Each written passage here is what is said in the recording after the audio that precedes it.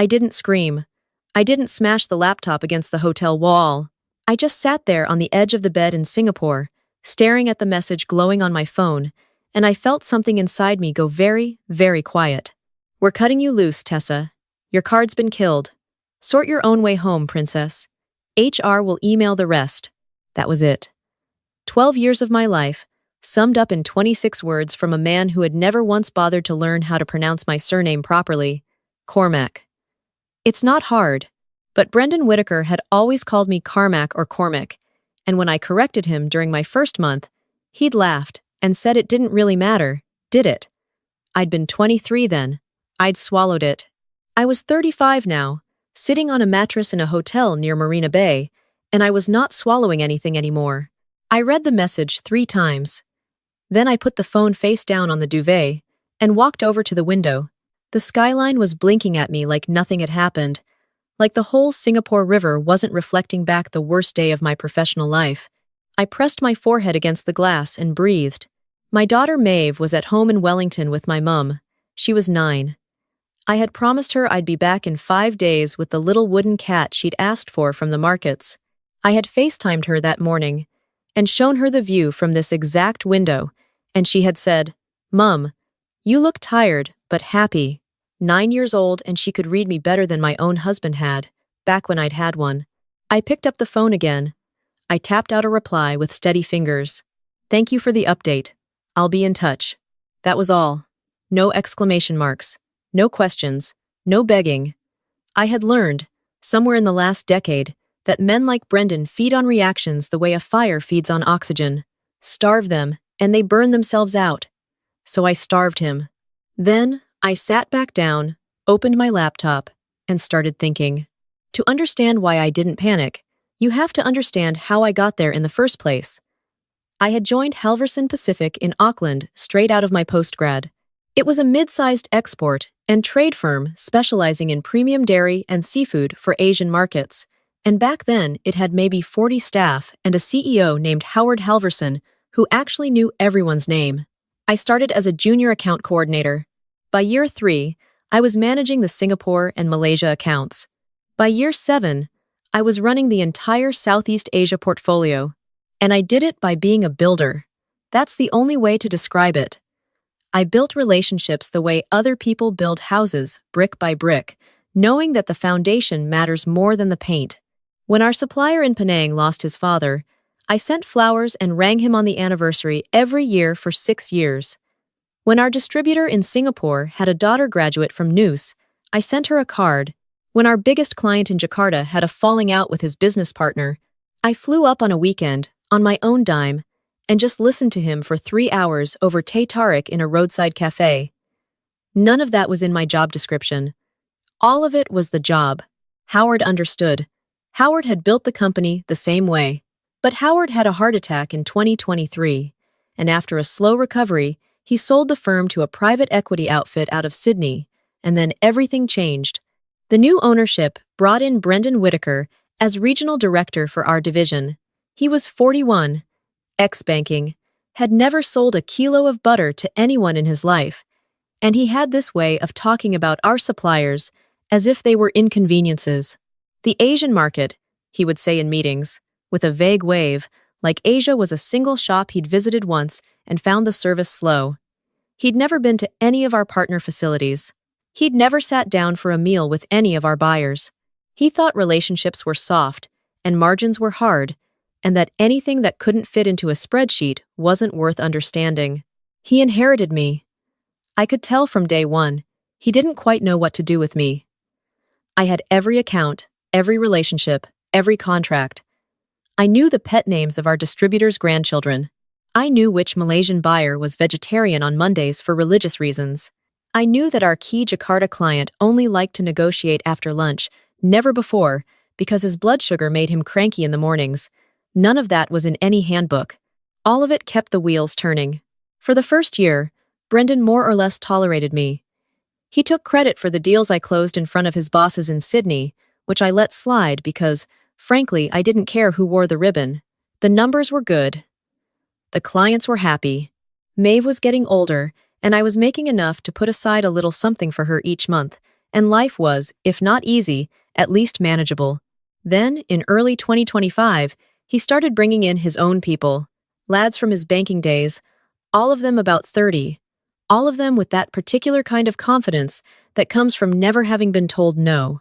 One of them, a fellow named Callum, was clearly being groomed for my job. He started showing up on my client calls to learn the ropes. He started asking me to forward him my contact lists for redundancy. He sent me long emails late at night asking me to explain my methodology, which was a strange word to use because I didn't have a methodology so much as I had 12 years of small kindnesses cashed in slowly. I saw it coming. Of course I saw it coming. But I had a mortgage and a daughter and a mother whose hip wasn't getting any better, and I told myself, just keep your head down, keep delivering, they can't afford to lose you. That was the lie I told myself. I see it clearly now. They could absolutely afford to lose me. They just couldn't afford for me to know they were planning it. In November of 2025, Brendan called me into his office and said he had a special assignment for me. Our second largest supplier, a family-run abalone and crayfish operation based out of Singapore, with sourcing arms in Malaysia and the Philippines, was up for contract renewal. The patriarch, a wonderful man named Mr.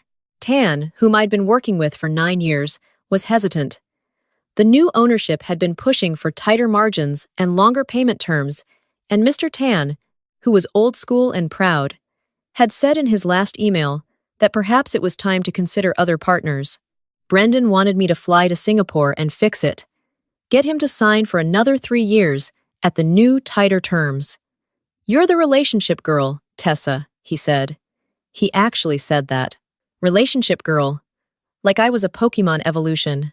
Go work your magic. I should have said no. Or rather, I should have asked questions. Why suddenly send me when Callum had been shadowing me for months? Why book the trip on such short notice that I had to buy my onward leg at the airport because the system couldn't process my full itinerary? Why was Brendan suddenly so chipper about my irreplaceable skills when 2 weeks earlier he'd been telling me my approach was outdated? But I was tired, and Maeve had had a stomach bug, and I just wanted to do my job and come home. So I packed. The first 3 days in Singapore went well. I met Mr. Tan at his usual restaurant, the one in the Heritage Shop House on Keong Saik Road, where the chicken rice is the best in the country, and he knows the owner personally. We didn't talk business for the first 2 hours. We talked about his grandchildren, about my mum, about the time I'd brought Maeve along on a trip when she was 4, and she'd fallen in love with the stingrays at the aquarium. He asked me, gently, what was going on at the company. I told him the truth as much as I knew it. He nodded slowly and said, "Tessa, I trust you. I have always trusted you. But I do not trust the men behind you anymore." We agreed to keep talking. He didn't say no to a renewal. He didn't say yes either. He said he wanted to see how the next quarter went, and he wanted me to be the one running the account, in writing. I emailed Brendan the update that night. I told him Mr. Tan wanted continuity assurance, in writing, with my name on the contract as the relationship lead. I told him this was non-negotiable from Mr. Tan's side and that without it, we would lose the account. Brendan replied at 2 a.m. Singapore time. Just one line. Stand by for instructions. The next morning, the message came. The one I started this story with. We're cutting you loose, Tessa. Your card's been killed. Sort your own way home, princess. HR will email the rest. I sat at the window. I drank the bad hotel coffee. And I started thinking properly. Here is what I knew. They had sent me to Singapore on purpose, knowing they were going to fire me because they wanted me out of the office when it happened. They wanted to terminate me without a goodbye email going out, without a chance for me to say anything to my team.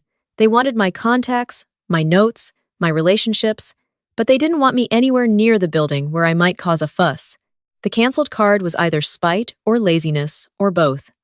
Brendan probably thought I'd panic, beg, ring him crying. He'd told the lads about it over beers, no doubt. Watch this. Stranded little Tessa. What he didn't know, because he had never bothered to find out, was that I had been quietly putting away an emergency fund for 9 years. Not a fortune, but enough. Enough for a return flight home in business class if I wanted. Enough for 2 more weeks at this hotel, Enough that I was not, in any meaningful sense, stranded.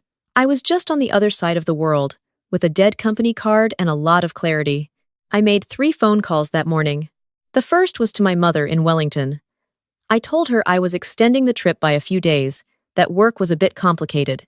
She heard something in my voice. Of course she did. And she just said, "Tess, love, do what you need to do. Maeve is fine. She's making me watch that show with the bluey dog again." I almost cried then. I didn't. The second was to a lawyer in Auckland, whose name I'd kept in my contacts for years without ever calling her.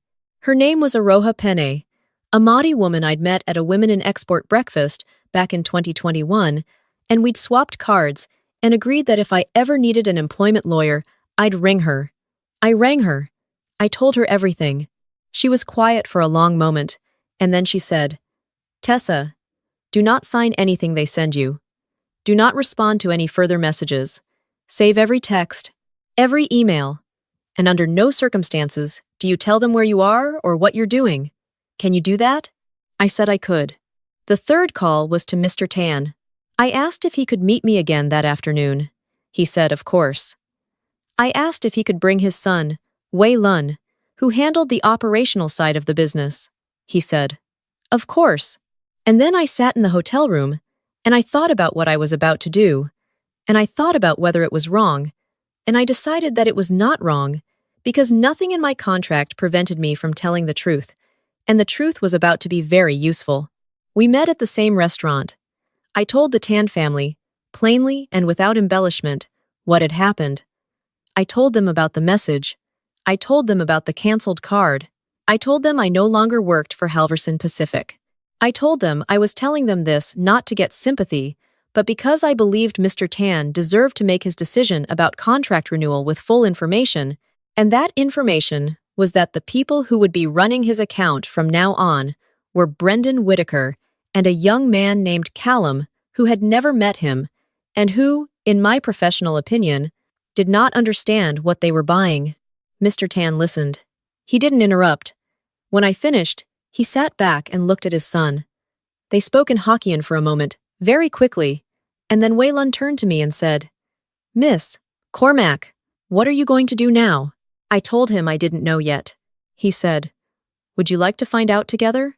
That was the moment. That was the moment I understood that 12 years of small kindnesses had not been small at all.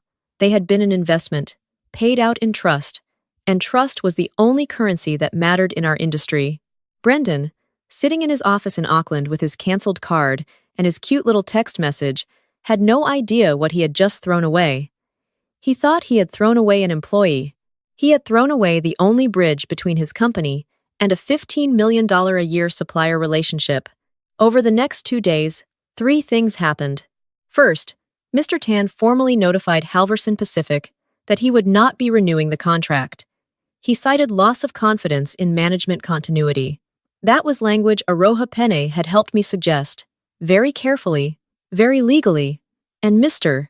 Tan had used it word for word.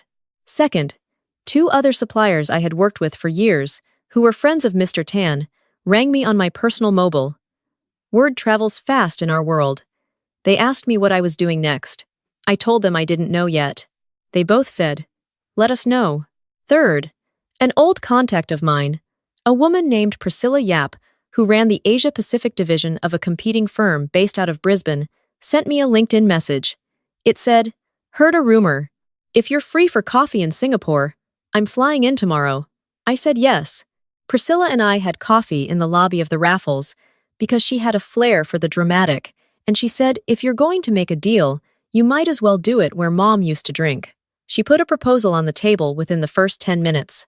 A senior role, fully remote from Wellington, building out their Southeast Asia portfolio from scratch. The salary was 40% more than I had been making. The signing bonus was 3 months' pay, and I would not have to relocate. Maeve would not have to leave her school. My mum would not have to be more than a tram ride away. I told Priscilla I needed 24 hours. I rang Aroha. She walked me through every clause. She said it was a fair deal, the non-compete was reasonable, and there was nothing in my old contract that would prevent me from accepting. The next day, I signed. Now, here is the part that I think about most. The part I want to tell you carefully, because it is the part that matters. 2 days after I signed with Priscilla's firm, I got an email from Brendan, the first contact since the text. It was very long, very polite, and very confused. He said that Mr. Tan had unexpectedly pulled out of the renewal. He said he had been reviewing the situation and had concluded that perhaps my termination had been premature given the transitional dynamics of the account. He wondered if I might be willing to come back, on a consultancy basis, just to smooth things over with Mr. Tan. He was prepared to offer a very generous rate. I read it 3 times. The first time, I felt nothing. The second time, I almost laughed. The third time, I felt, for one small bright moment, the urge to write back something cruel. I did not write something cruel. Aroha had told me not to. I just wrote, I am no longer available for consulting work with Halverson Pacific. I wish the team well. Tessa Cormack. I did not say thank you. I did not say best regards. I just signed off with the name he had never bothered to pronounce correctly, and I closed the laptop, and I went out to find Maeve's wooden cat at the markets. 3 weeks later, I was back in Wellington. Maeve had drawn a sign that said, Welcome home, Mum, in glitter pen, with a small portrait of me holding what appeared to be a briefcase made of fire. I asked her what the fire was. She said, Because you're a fighter, Mum, Grandma told me. I hugged her for a very long time. The fallout took about 4 months to fully play out. I heard about it secondhand from old colleagues who started reaching out once it was clear I had landed on my feet. 2 more major suppliers, both of whom had been on the fence about renewal, did not renew. The Jakarta client moved his business to a competing firm, which, as it happened, was now my new employer. Halverson Pacific lost approximately 28% of its Southeast Asia revenue in a single quarter. The Sydney owners were not pleased.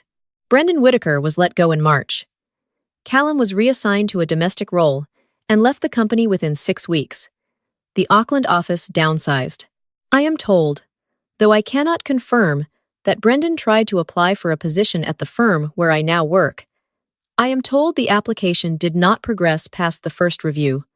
I do not know who reviewed it. I have never asked. I have been at the new firm for almost 6 months now. The work is good.